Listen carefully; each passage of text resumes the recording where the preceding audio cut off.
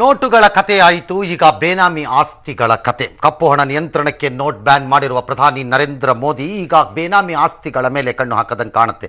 Real estate ಮೂಲಕ ತೆರಿಗೆ ವಂಚಿಸಿ ಬೇನಾಮಿ ಆಸ್ತಿ ಮಾಡಿರುವವರ ಮೇಲೆ ಕ್ರಮ ಕೈಗೊಳ್ಳುವುದಾಗಿ ನಿನ್ನೆಯಷ್ಟೇ ಮನ್ ಕಿ ಬಾತ್ನಲ್ಲಿ ಪ್ರಧಾನಿ ಹೇಳಿದ್ದರು.